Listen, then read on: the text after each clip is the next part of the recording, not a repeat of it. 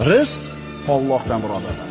Hunarimizdan emas, otamizdan emas, ishxonamizdan emas, shepdan emas. Kimdan?